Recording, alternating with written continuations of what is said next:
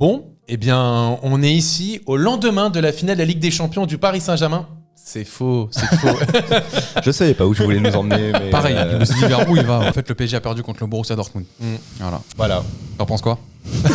Parce qu'on doit refaire cette petite vidéo. Ah là là. Bon, en tout cas, on est là pour parler de Gviša Kvaratskhelia. Je sais pas si je le prononce bien. De toute façon, on va peut-être s'habituer ou pas. Pourquoi ? Parce que il y aurait un accord entre le Paris Saint-Germain et le joueur. Le joueur, en tout cas, souhaiterait rejoindre le PSG ardemment. Le contrat, ça serait un contrat de longue durée. Maintenant, il faut se mettre d'accord avec le Napoli, ce qui semble un peu compliqué. Le club l'estimerait à 60 millions d'euros. Du côté de l'Italie, on annonce que Naples l'estimerait plutôt à 130 millions d'euros. Il n'y a pas de juste milieu. Non. Soit trop peu, soit trop. Voilà. En France, on parle plutôt de 100 millions d'euros. Messieurs, déjà, autour de la table et dans les commentaires derrière votre ordinateur, pour vous, est-ce que Paris doit faire all-in sur Oula. Est-ce que pour vous... On le garde. Oh non, pas du tout, s'il vous plaît. Est-ce que pour vous, Paris doit faire le all-in sur Kvaratskhelia ? Est-ce que pour vous, c'est une bonne piste ? Est-ce que Paris a raison d'aller chercher Kvaratskhelia et d'en faire une priorité au poste d'ailier gauche ? Justement, je pense que pour reprendre ta question, all-in, je dirais pas. Je dirais que c'est pas la priorité, surtout 100 millions d'euros. Commencer le mercato comme ça, moi, quitte à mettre 100 millions, je les mets sur un top milieu et tu règles un problème principal. Commencer, non, puisque... Safona c'est vrai, mais justement, ça renforce cette idée-là. Tu commences ton mercato par 20 millions sur un gardien inconnu au bataillon pour être un 1 bis, 2, on sait pas. Et le capitaine de Krasnodar quand même, respecte-le. C'est lourd. Et ensuite 100 millions sur un joueur que j'aime beaucoup, c'est pour ça que je suis très partagé. Mais encore une fois, je ne sais pas si c'est la priorité. Ça me fait un petit peu penser au mercato dernier où on a commencé direct, tambour battant, avec 60 millions d'euros sur Ugarte. Alors c'était un bon profil, mais justement, on se disait, est-ce que le PSG a assuré ses arrières pour la suite du mercato ? Au milieu de terrain, on a vu que pas tant que ça. Mehdi. Je vais faire pareil que Théodore, je vais jouer un peu sur les mots. All-in, je dirais non, parce que la priorité, elle est ailleurs pour moi. Mais c'est une bonne piste, et c'est pour moi une bonne nouvelle que le PSG puisse se mettre sur des pistes 1 à 100 millions et 2 sur des joueurs de ce calibre-là. Parce qu'aujourd'hui, on a l'impression que tout le monde fait un peu la fine bouche, mais la saison dernière, Kvaratskhelia, il était pas à deux doigts, mais en tout cas, il était lié au Real Madrid. Aujourd'hui, Kylian Mbappé va aller au Real Madrid, donc le Saint Graal Real Madrid et le transfert Real Madrid pour Kvaratskhelia passe à côté. Ouais. Mais ça répond quand même à une bonne logique de part et d'autre. On va parler après du point de vue du joueur, mais en tout cas, pour le PSG, je trouve que c'est une bonne chose d'aller sur des joueurs comme ça. C'est rassurant pour les supporters et pour les suiveurs du club et pour le club lui-même. Et de deux, ça reste quand même un gros joueur, donc tu vois quand même la compétitivité et l'ambition que le PSG continue d'avoir. C'est clair. Je vous coupe 2 secondes dans le débat, messieurs, pour faire le rappel, évidemment, de la passer les 94 000 abonnés. On vous remercie. Merci pour votre force. Mais c'est pas fini, les amis. On road to 100K. Vous en avez l'habitude. En plus, on voit beaucoup de commentaires et même des gens qu'on croise et qui nous disent « Mec, les 100K. » Eh ben, ça ne dépend que de vous. En tout cas, n'hésitez pas à vous abonner, mettre la petite cloche. C'est important. Comme ça, vous êtes au courant dès qu'il y a un talk et que ça part pas dans les méandres de YouTube et dans l'algorithme. Et le petit like aussi et le petit commentaire, ça nous aide. Et on vous remercie en tout cas pour votre bienveillance et pour votre force. Les 100 000, c'est vraiment un rêve. Pour moi, en tout cas, c'est... Ouais. Voilà, j'en rêve la nuit, je me réveille. Rêvons plus grand. 100K. Rêvons plus grand et exactement. Ça viendra. Retour à la vidéo. On va faire une petite présentation du joueur. Kvaratskhelia, donc aujourd'hui, il a 23 ans, ailier gauche ambidextre du côté du Napoli. 11 buts, 9 passes décisives, toute compétition cette saison. 14 buts, 17 passes décisives en 2022-2023. Tu l'as dit, la saison dernière, il était plutôt attaché à des clubs comme le Real Madrid, comme le Barça pour une potentielle arrivée. Finalement, il était resté du côté de Napoli. Napoli qui a fait une saison décevante, qui a fini 10e de Serie A. Donc c'est ce qui... T'as 9 clubs italiens en Europe l'année prochaine, pas le Napoli. Pas le Napoli. Effrayant. Voilà. Dans ses stats, en tout cas dans ses points forts, et à limite, on vous met à l'écran, ça c'est les amis de Data Football qui ont sorti cette stat. C'est un joueur élite, considéré comme élite en tout cas dans les dribbles réussis, dans les courses progressives, un joueur très bon aussi dans les attaques hors de la surface, dans les buts hors penalty, les passes offensives. Peut-être il y a une certaine limite dans les activités défensives, et on le voit effectivement aussi dans les comparaisons avec Barcola, qui est largement devant, par exemple, si on peut comparer, puisque ce sont 2 ailiers gauche. Après, c'est aussi ce que demandent ou pas certains coachs. On sait que lui, il a connu quand même 4 coachs en un an et qu'il a su adapter son jeu. Et je crois que c'était un autre compte Data, c'était Data Scout, je crois, qui avait relayé en début de saison son activité défensive, qui avait su s'adapter aux demandes de son coach. Je crois que c'était Rudy Garcia d'ailleurs, là où il marquait moins de buts. Exactement. Voilà, c'est un joueur qui quand même sait s'adapter. On le voit effectivement, là, je vous mets la stat à l'écran. Barcola qui défend beaucoup plus dans des actions défensives réussies, mais sous Luis Enrique, par rapport aux consignes, c'est sûr que ça change, mais on le voit dans les buts attendus, dans les dribbles tentés, les tirs tentés, les conduites de balles significatives. C'est un joueur élite, en tout cas, en Europe. Est-ce que c'est des arguments? Est-ce que c'est un profil? On en parlait un peu tout à l'heure, on va rentrer un peu dans le vif du sujet. Est-ce que c'est un profil dont le PSG a besoin? Toi, tu as dit peut-être non, peut-être en tout cas, tu as mis c'est pas une priorité. On peut en avoir besoin sans que ça soit la grande priorité. Surtout que à son poste, t'as un Bradley Barcola qui sort d'une super saison, d'une montée en puissance. T'as pas forcément envie de lui barrer la route. Moi, je sais pas. Moi, effectivement, on a fait notre mercato parfait, donc on l'avait pas mis dedans et c'était expliqué par le fait qu'effectivement, pour un attaquant 100 millions d'euros, Kvaratskhelia, c'est peut-être pas le chapeau 1. Donc voilà. Mais d'un autre côté, c'est la priorité de Luis Enrique. Et ça, c'est très important, sachant nous, on répète que vraiment, il faut que le mercato tourne autour du projet Luis Enrique. Et aussi, je pense que c'est un joueur... un très beau joueur de football, un très bon joueur qui reste encore jeune, 23 ans à peine, qui peut amener beaucoup dans ce PSG, qui par sa capacité de percussion, par sa capacité de créer des différences, d'amener du danger. C'est un joueur qui peut bonifier aussi le jeu de Gonzalo Ramos, parce qu'on a beaucoup parlé de sa qualité de percussion, etc. Mais c'est un joueur qui délivre aussi de très bons ballons, de très beaux caviars. Et on il peut centrer du gauche, il peut faire revenir son fameux sur son crochet et revenir sur le pied droit, il peut enrouler ou délivrer de bons ballons. Et quand on a vu tous ces centres pour personne, que ce soit de la part d'Hakimi, Dembélé en fin de saison, je pense que là aussi t'as plus de garanties à ce niveau. T'as vu Osimhen, de toute façon sa meilleure saison, c'est pas un hasard si elle a été aux côtés de Kvaratskhelia. Ouais. Moi je voulais aussi rebondir sur sa saison 2023-2024, celle qui vient de se terminer. Alors il y a beaucoup de gens qui la pointent du doigt effectivement, mais moi je pense qu'il faut surtout pouvoir l'expliquer, la contextualiser. Ça rappelle tout simplement que le football est vraiment un sport collectif. Et à partir du moment où Napoli, globalement, a été dans une moins bonne période, et ben lui aussi, il l'a été. Et finalement, il a 11 buts cette saison, 14 la saison dernière. Ouais. On dit que la saison dernière est bien meilleure que cette saison. Moi, j'ai mis un peu de doute là-dessus, en tout cas sur le plan individuel. Surtout que cette saison, il a été amputé de Victor Osimhen pendant un mois pour la CAN, qui a été jusqu'en finale. Donc voilà, je pense que ça a relativisé, qu'il a été moins bon, mais Naples globalement a été moins bon. Je dirais même pas moins bon, je pense qu'il a été moins décisif peut-être. Et il faut aussi souligner que c'est le lot aussi des grands joueurs finalement. Quand tu fais une bonne saison, celle d'après t'es forcément attendu, et il est attendu par et dans ses stats en championnat en tout cas il est assez proche de la saison précédente. Oui bien sûr, c'est pour ça en Champions c'est pour ça que je dis que ça a relativisé. En Champions on l'a pas retrouvé, et voilà, c'est le lot des grands joueurs, t'es forcément un peu plus attendu, comme Kylian Mbappé l'a été, comme Cristiano l'a été, et comme plein d'autres grands joueurs l'ont été et vont l'être. Il faut juste savoir se renouveler, et c'est là que tu deviens un très grand joueur, c'est quand tu arrives à te renouveler. CR7 a réussi, Kylian Mbappé on verra, et il fait beaucoup débat, et Kvaratskhelia on verra aussi. Tu parlais tout à l'heure des efforts défensifs et que c'est un joueur qui sait s'adapter à ce que lui demande son coach. Il faudra aussi qu'il s'adapte à ce que Luis Enrique lui demande, et là il pourra passer un cap. Et je vais juste finir sur le coach. Comme tu l'as dit, Luis Enrique semble le vouloir vraiment, semble en faire sa priorité, comme c'était presque le cas pour Bradley Barcola la saison dernière. Donc moi, le seul point d'interrogation que j'ai pour l'avenue de Kvaratskhelia, c'est vraiment le sort de Barcola. Qu'est-ce qu'on va en faire? Mais je me dis que si Luis Enrique veut les deux, enfin en tout cas a voulu Barcola, et cette année veut Kvaratskhelia, il saura quoi en faire. Donc je lui fais confiance et je lui donne les clés du camion. Tu vois, justement, on parlait du mercato parfait tout à l'heure qu'on a fait. On n'avait pas mis aussi un gros ailier parce qu'on parlait de Barcola, et dans les commentaires, puisqu'on lit vos commentaires évidemment, toujours. Beaucoup de gens disaient... On y répond même. On y répond, c'est vrai. Et quand on répond pas, on lit. En tout cas, sachez que si vous écrivez un commentaire, il sera lu. Exactement. Voilà. Peut-être bouteille à la mer. C'est vrai. Et donc c'est pour ça que... Et beaucoup disaient, dans notre mercato parfait, on parlait de concurrence pour Bryan Zaïre-Emery. Pourquoi est-ce qu'on fait pas pareil pour Bradley Barcola? Et c'est vrai qu'en lisant les commentaires, je me suis dit, ouais, pas tort, c'est vrai, après tout. Et justement, c'est ce que demande Luis Enrique. Il le répète, il le martèle à chaque conférence de presse, à chaque sortie médiatique. Il le dit, je n'ai pas 11 joueurs, j'en ai 14, j'en ai 17, j'en ai 20. Et on l'a vu effectivement tout au long de la saison, essayer de changer, de faire évoluer son équipe en fonction des dynamiques, des formes de chacun.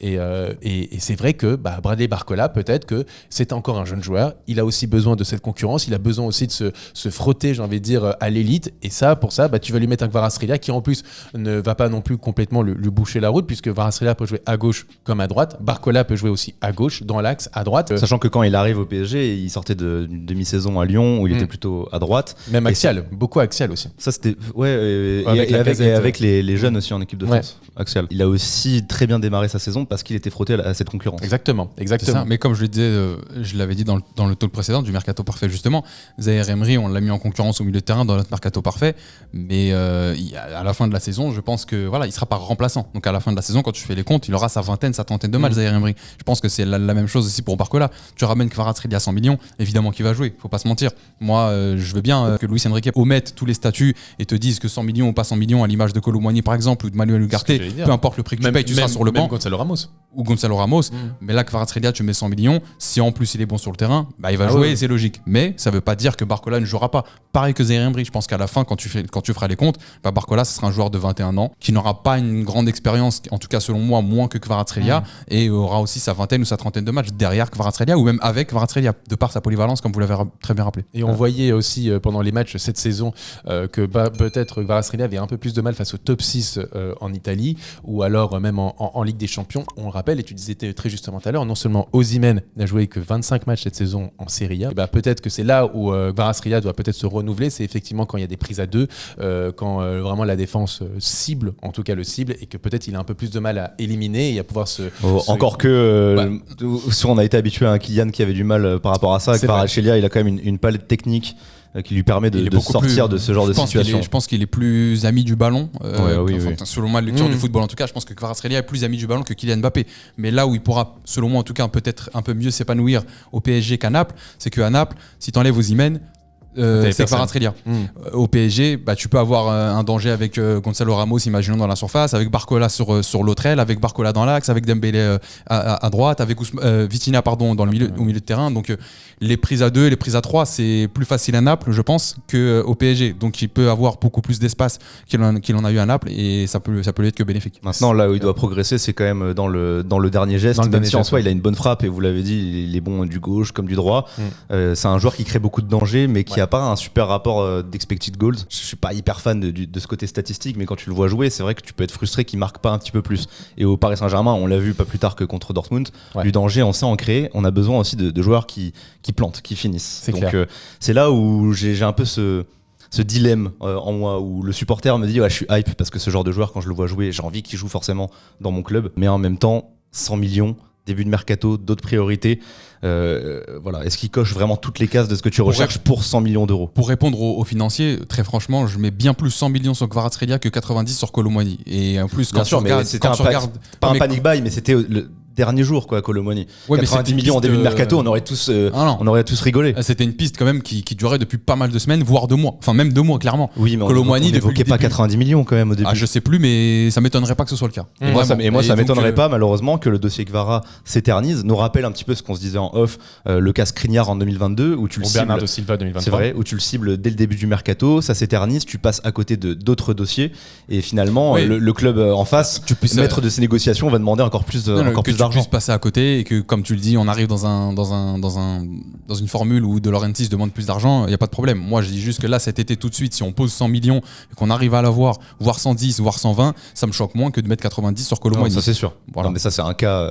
Sachant que tu as le paramètre Kylian Mbappé qui s'en va, masse salariale, etc., etc. C'est un joueur qui, à 100 millions, pour moi, ça reste cohérent. Alors 100 millions, bien sûr que c'est cher et je te rejoins parfaitement. C'est pour ça que moi, je suis mitigé sur le prix, mais pas sur le profil du joueur. C'est d'ailleurs pour ça qu'on l'a enlevé notre mercato parfait. Voilà, petite anecdote, il y y était la veille de notre tournage. Et c'est juste qu'on a refait les comptes, tout ça. Et on s'est dit 100 millions de plus, ça fait très cher. On a refait les comptes, mais n'importe quoi. C'est notre argent, c'est notre argent quand même. Voilà. Mais non, mais c'est un joueur, en tout cas, moi aussi, je répétais en début de talk, le plus important, c'est Luis Enrique. S'il le veut absolument, tu lui donnes le matos pour essayer de faire la meilleure équipe, le meilleur collectif. Et je pense que c'est un super joueur, Kvaratskhelia. Je pense que c'est un super joueur. Je pense que tu en parlais tout à l'heure, c'est un mec aussi qui a une bonne mentale, un mec qui sait s'adapter. Willy Sagnol, son sélectionneur en Géorgie, dit du bien de lui, le compare dans ses qualités en tout cas à un Franck Ribéry, un joueur qui amène de la verticalité dans la provocation, dans le fait de se projeter tout de suite vers l'avant, un joueur élégant aussi, un joueur moins rapide. quand même. Un peu moins rapide. On parle de Franck Ribéry quand même. Mais dans le profil, en tout cas, un joueur aussi. Je trouve en plus qu'il fait un peu football à l'ancienne, ce joueur. Ça, c'est les chaussettes basses.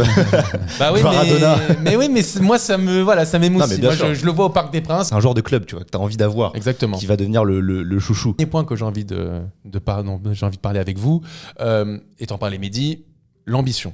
Est-ce que ça montre, là on parle clairement depuis un an, quelque chose comme ça, d'un PSG en transition, avec le départ de Neymar, de Messi, Verratti, là maintenant Kylian Mbappé, et certains te disent c'est un PSG en transition, il faut être patient, etc. Là clairement, t'arrives, tu poses directement comme priorité Kvaratskhelia. Est-ce que pour vous ça montre encore que le PSG reste ambitieux et que ces histoires de transition ou autres, on les oublie, ambitieux et cohérent. Parce que en fait, j'ai l'impression que tu vas chercher déjà ce qui colle à ton projet et ce qui reste accessible pour ce PSG. Enfin voilà, on va pas se voiler la face. Je pense qu'on dirait tous oui à Cole Palmer évidemment, Foden, Rodrigo, Vinicius, etc. Mais c'est hors de portée. Et donc dans ce qui est possible, c'est plutôt du Leao, Kvaratskhelia, etc. Et quitte à choisir, je porte mon dévolu sur lui. Kvaratskhelia. Cole Palmer, si tu regardes la vidéo, viens à Paris. Dans ce qui est possible, pour moi, encore une fois, on est en train de faire ce qui est de mieux. Je vois pas ce que tu peux prendre mieux que Kvaratskhelia dans ce qui est possible, encore une fois. Certains diront Leao. Et j'aurais pu faire partie de ces certains-là, mais ça se vaut, tu vois. Je prendrais aussi. La clause à 170 millions d'euros, ça fait quand même un peu peur. Oui, mais si tu négocies, finalement, Kvara, ça monte. Bref, juste en termes de niveau déjà de joueurs, de préférence, etc., je peux l'entendre, mais de toute manière, c'est le même gratin selon moi en tout cas. Et Kvaratskhelia, Leao. Donc, dans ce qui est possible de faire, tu es en train de faire ce qui est de mieux. À partir de là, tu peux pas me dire que les ambitions sont à la baisse. À partir de là, il faut pas me parler de transition.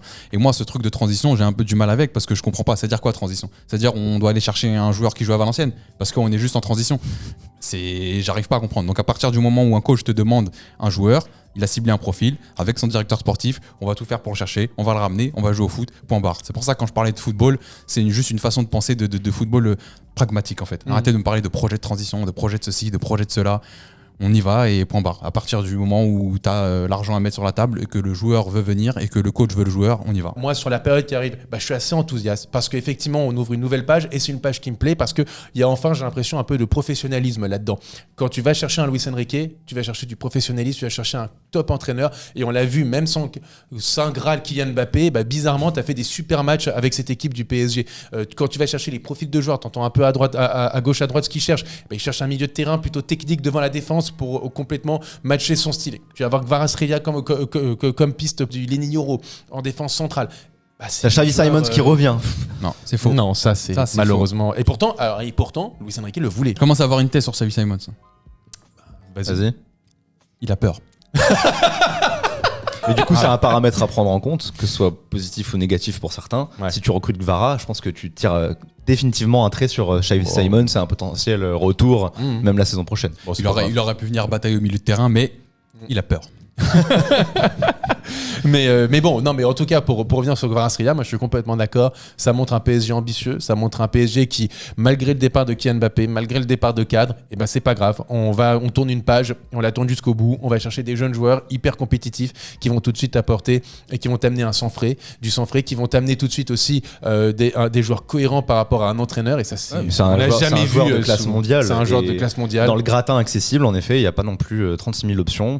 Peut-être qu'il a un petit peu moins de génie qu'un Leao. Voilà, peut-être qu'il a moins ce côté Factor X du joueur qui peut tout changer s'il est dans un bon jour, s'il claque les doigts. Varadona, oui. Mais sauf que de toute façon, ce côté Factor X, on l'avait avec Kylian Mbappé et on a vu que parfois c'était pas suffisant. Donc peut-être que dans l'esprit de Luis Enrique, il vaut mieux s'appuyer sur un joueur fiable, qui a une bonne mentale, qui a cette technique, qui a une palette extraordinaire.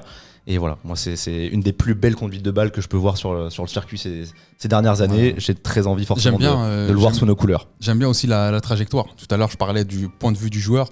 Je pense qu'il est quand même un tournant de sa carrière. C'est fou de dire ça à 23 ans, mais aujourd'hui, le football va tellement très vite et tout le monde est précoce.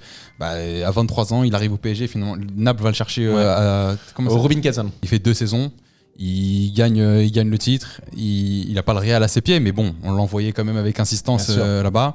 Finalement, mais c'était pas déconnant. Pas du tout, vu la saison qu'il avait fait. Finalement, l'été passe, il reste une deuxième saison.